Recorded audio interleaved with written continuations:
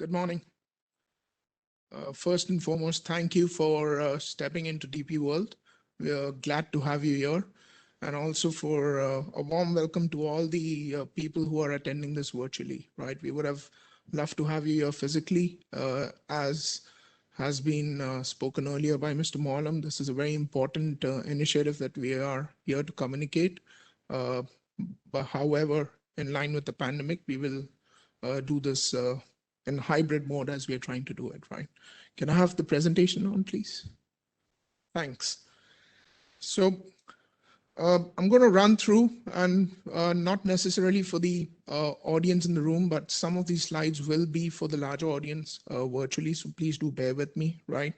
We are a leading global trade enabler, right? We run 80 odd different terminals across 60 countries around the world. However, we've got 136 business units, and our main business is ports and terminals, parks and zones, trade enablement, where we've got logistics, and now also we own shipping companies. And in Dubai, we've got a manpower solutions entity also. So if you look at our vision, it is how can we enable trade? We invest in infrastructure, and we provide logistics and trade solutions, right? Dubai, the gateway. A lot of you are situated in Dubai. We fundamentally believe we are the gateway to 3.5 billion people. Anything and everyone from East and South Africa up to the Indian subcontinent, including the Middle East and CIS countries, right? We act as the logistics hub for the GCC.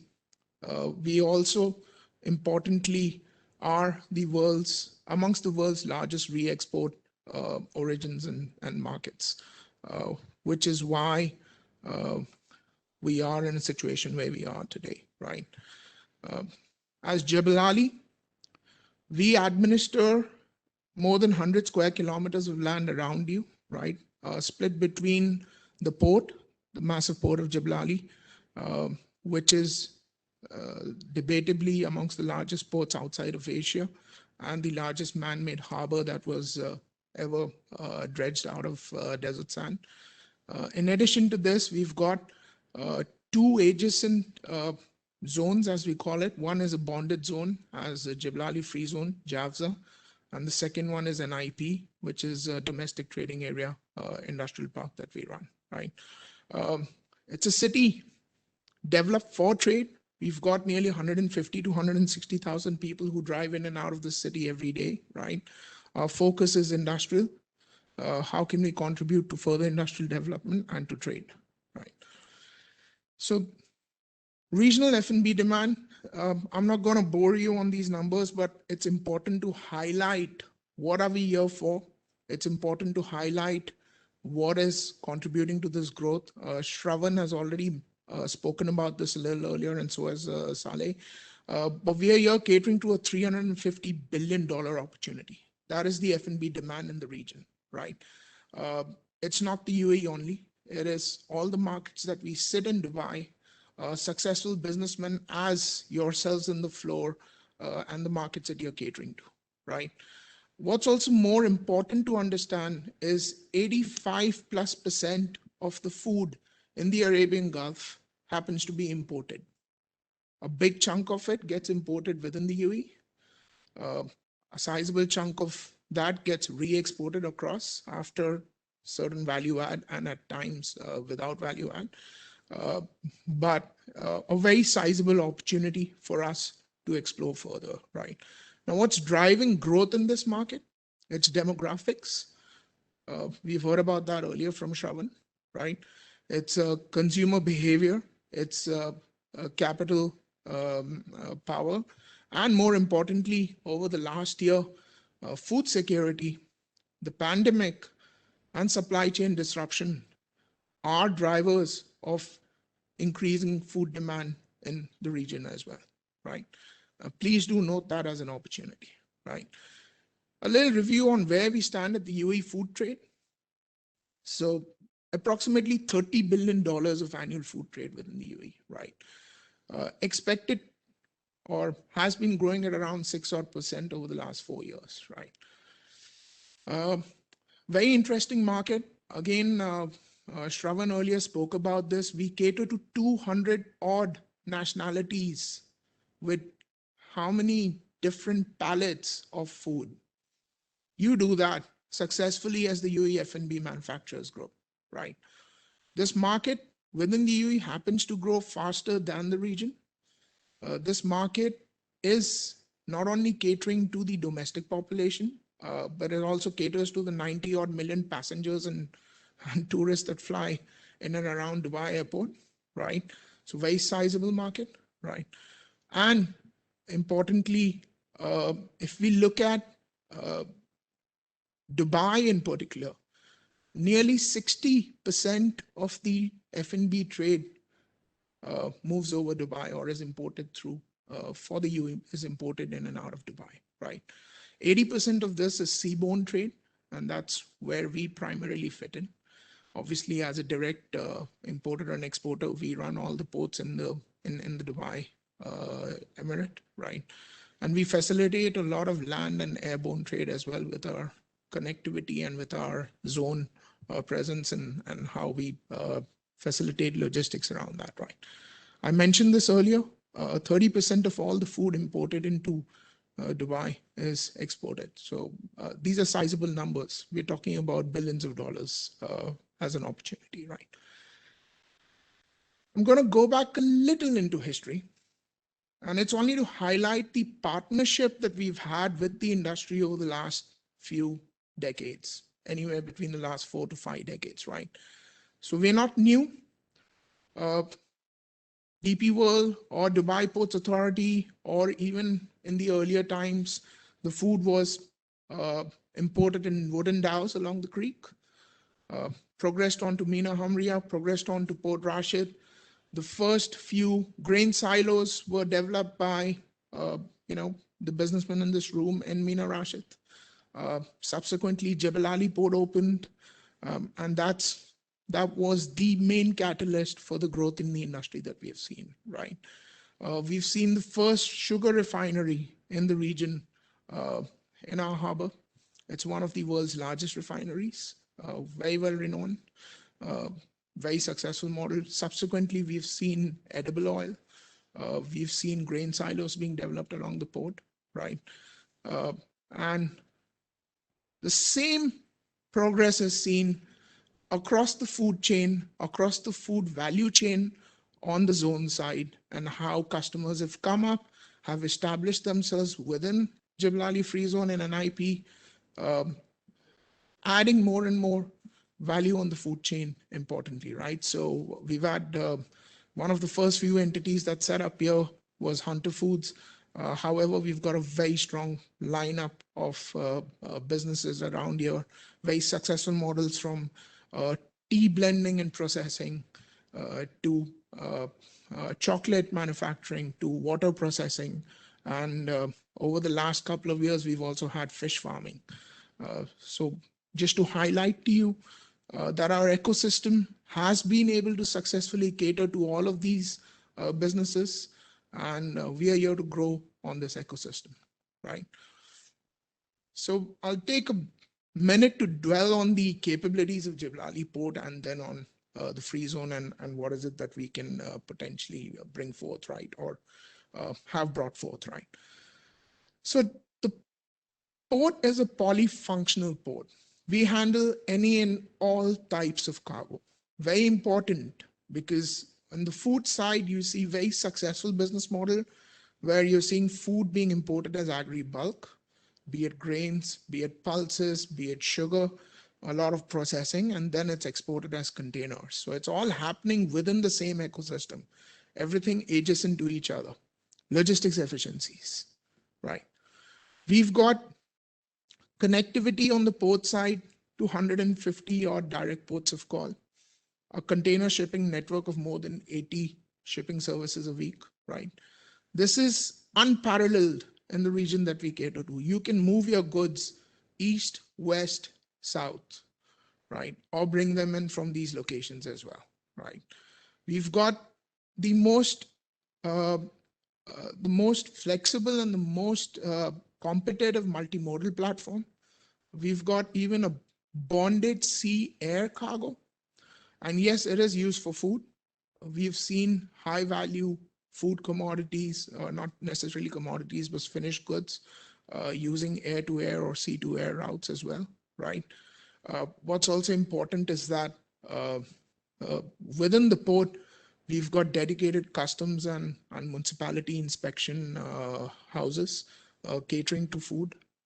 And we've got a technological platform that ensures that you don't have to run around with papers, and all the processing and the back end work can be done electronically, right? What's the key point here is, if you are a resident in Dubai, seasonality has become redundant. Thanks to the infrastructure provided by the city, by DP World, by Dubai Airports and Emirates, you literally have fruits and vegetables coming in from different markets throughout the year. So you don't have to wait for, an example, berries. You don't have to wait for seasonal mangoes to come in from certain part of the world, right? That is an opportunity for the industry. It is to be exploited. We also have traditional ports. We continue to operate Mina Rashid, Mina Hamria, and the creek and Marfa along the creek. A chunk of the food comes in, fresh produce, through DAOs, even today, from the regional agrarian economies. And we continue to facilitate this trade strongly. We have one of the largest quarantine facilities for livestock in or agents into Mina Hamria. So something which is not known adequately enough. So if there is a requirement to bring in a lot more livestock, then that infrastructure is available. The only thing I'm trying to highlight here is that, from basic needs to complex modern infrastructure, we can cater, and we do cater to everything, right? Zone side, between Jafza and NIP, around 80 million square meter of land. That's what we have. We've got plug and play infrastructure. We've got port-centric logistics capabilities, not only through us, but through the 350 entities, the logistics entities who are established within the zone, right? We cater to light industrial units. We also cater to heavy manufacturing. And yes, we do have a sizable dedicated food cluster. Between the two zones, we've got 620 food manufacturing and trading entities established, right? Having a presence, or they've leased more than 2.25 million square meter of facilities from us, right? Obviously, the chunk of this is in the bonded portion, but then there are capabilities within the domestic trading area as well, right? You'll find silos, you'll find warehousing, you'll find there's entities using ready-to-use facilities, so smaller size warehouses, 1,200 of these that we have that are leased out. We've built custom-built facilities for the industry to cater to, and some of the brand names that are thrown up on the slide there do a sizable amount of packaging, processing, and obviously logistics to and from here, right? Some successes. Tea processing. We are one of the world's largest centers for tea processing. Yes, we don't grow a single leaf of tea in this country. We cannot at the moment grow tea. But Unilever's largest tea plant happens to be situated in Jebel Ali Free Zone. So they import tea from Kenya, from Sri Lanka, from India, and they blend it. They make their tea bags here. They export it to more than 70 countries around the world. It's a business model that has run successfully for a couple of decades or more, right? We've got Alakoze out here.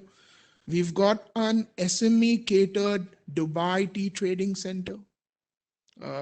Gives you the opportunity as a SME trader, right? We're looking at other such more facilities, and we will explore these with the industry as we go along, right? Sugar refinery, I mentioned before, the world's debatably largest sugar refinery on the quayside, right? canning and food processing. We've got California Gardens, Americana, um, who are established in Jafza, right?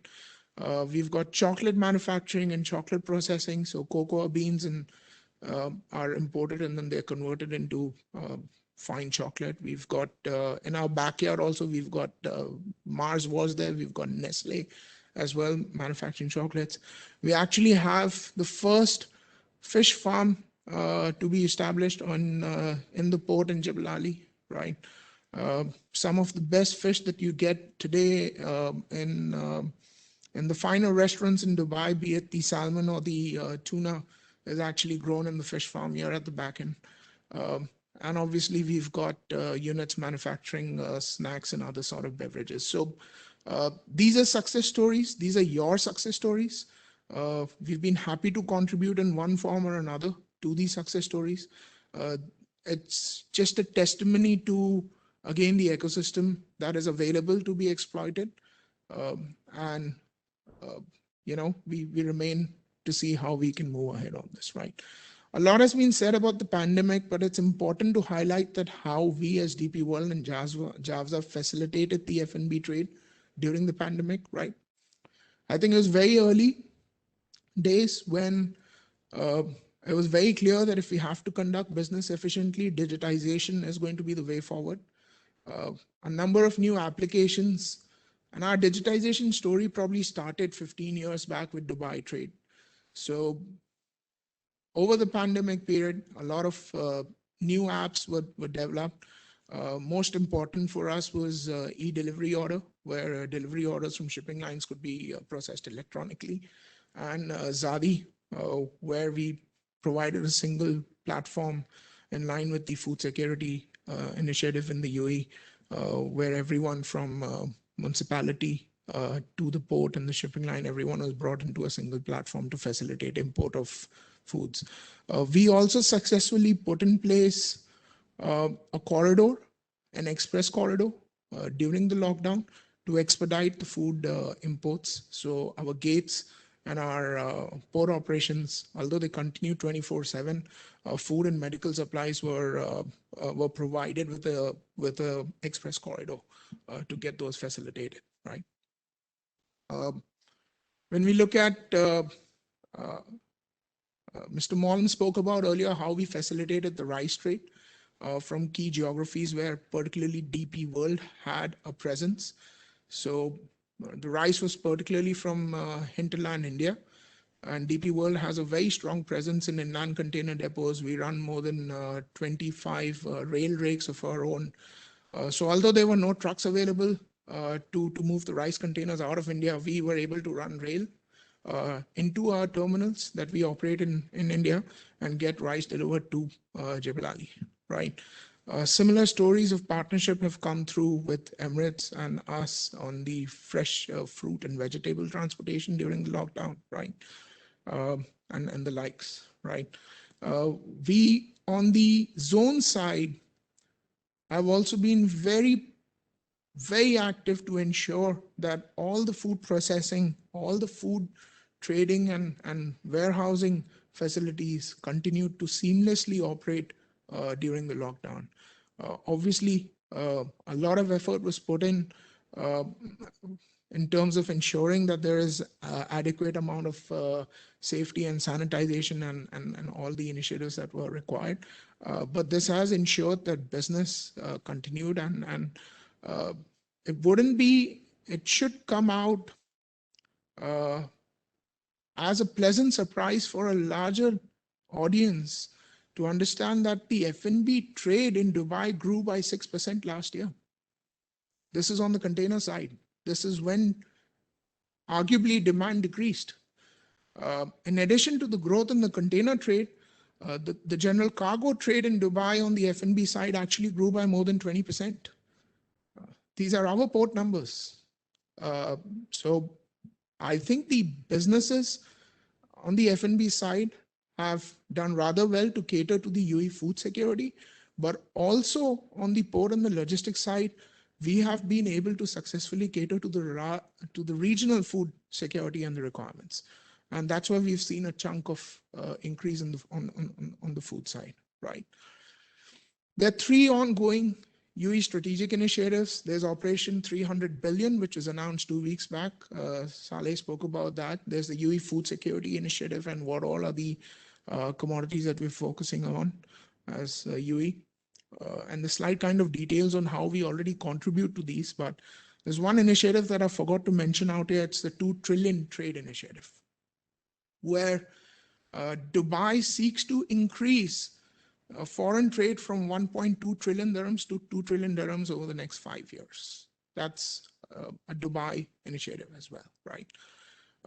Why I bring this out is for the next phase of what we are actually gathered here for, on what are the initiatives that DP World is taking to enhance food security and manufacturing within the UAE, and how we can contribute as an industry, both from the port, supply chain, logistics, and particularly from the F&B industry side to these initiatives, right?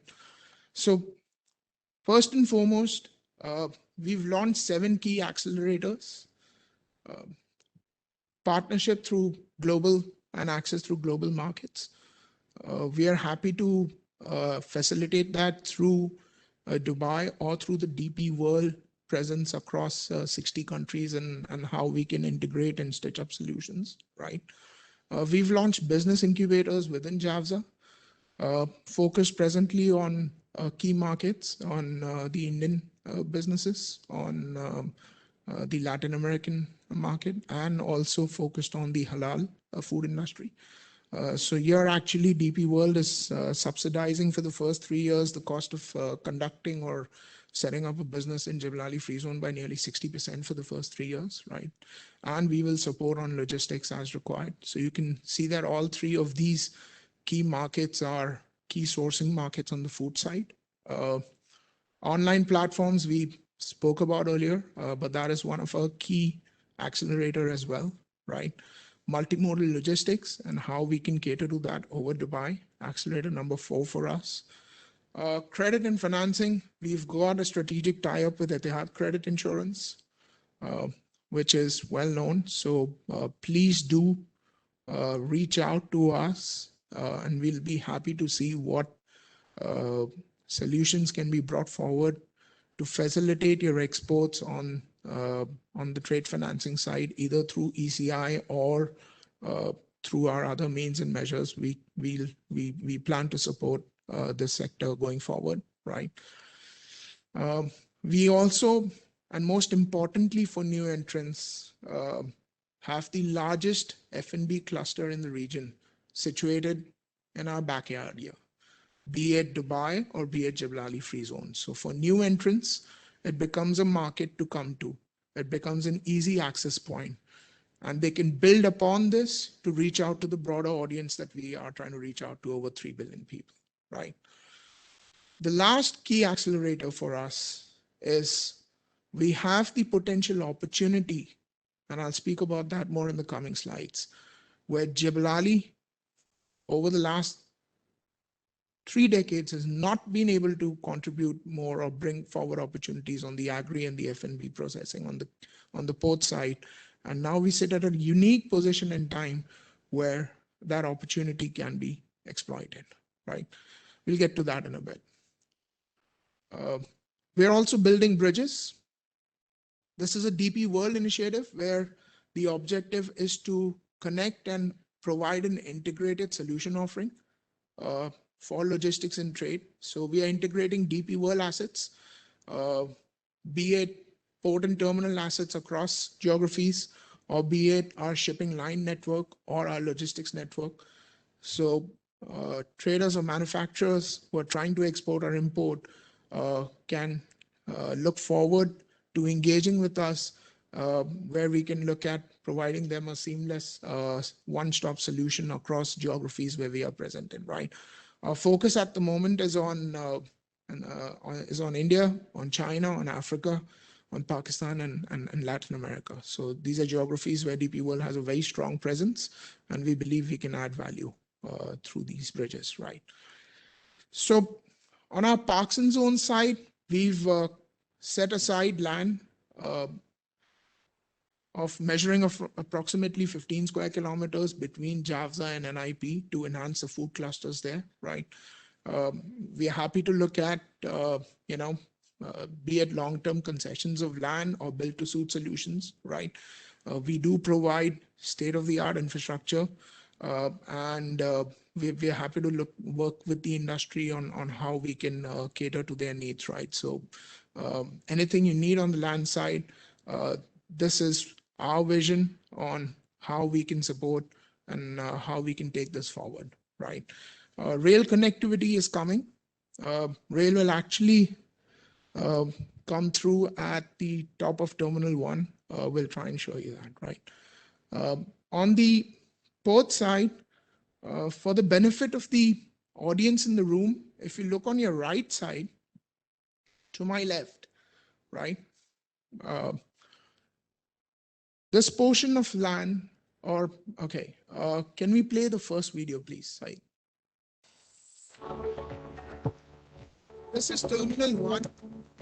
And Terminal 1 is coming up for redevelopment.